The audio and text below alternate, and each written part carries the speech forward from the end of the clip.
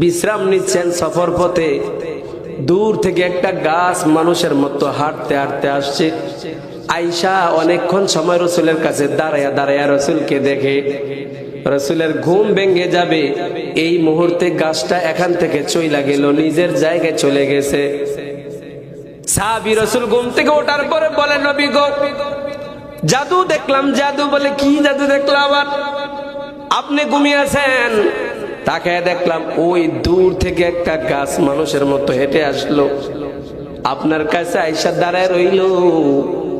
মনে হয় সে কি যেন দেখছি। আপনি ঘুম থেকে জেগে যাইবেন এই মুহূর্তে সে নিজের জায়গায় চলে গেল।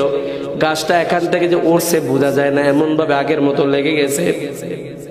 রাসূল বলে, জানো না সাহাবী, এই গাছটা এখন কেমন আসছিল এখানে? সে আল্লাহর কাছে আবদার করে, আল্লাহ, দো জাহানের বাদশা নবী রহমাতুল লিল আলামিন এত কাছে আসলো, এত কাছে আসার পর আমি কেন দূরে গো? আমি নবীর কাছে যেতে পারবো না, আমাকে একটু অনুমতি দাও না, আমার রসুলের চেহারা মুবারক একটু কাছ থেকে দেখি। বলেন আল্লাহু আকবার। আরো জোরে বলেন আল্লাহু আকবার। ওই গাছটা আমাকে দেখলো, আমাকে দেখার জন্য আল্লাহর কাছে আবদার করেছে।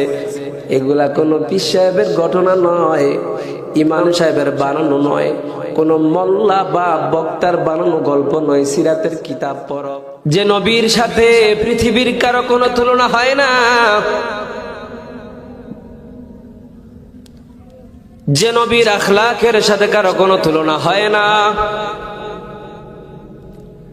যে নবীর চরিত্রের সাথে তুলনা হয় না, যে নবীজির আখলাকের সাথে, নবীজির সৌন্দর্যের সাথে কোনো তুলনা হয় না। যদি বলেন আমার রাসূল সাল্লাল্লাহু আলাইহি ওয়াসাল্লাম কেমন ছিলেন, তাহলে সাহাবায়ে কেরামকে হযরতে আম্মা জান আয়েশা যে উত্তর দিয়েছেন, সে উত্তর ছাড়া আমার দ্বিতীয় কোনো উত্তর জানা নাই। আম্মা জানকে সাহাবায়ে কেরাম বলে, আম্মা জান, মুহাম্মদুর রাসূলুল্লাহ দু জাহানের বাদশা নবী কেমন ছিলেন? আয়েশা সিদ্দিকা বলেন, তোমরা কি কোরআন পড়ো না? বলে, হ্যাঁ কোরআন পড়ি। আয়েশা সিদ্দিকা বলেন, ও নবীর সাহাবীরা, জানে রাখো, কানা খুলুকুহু আল কুরআন।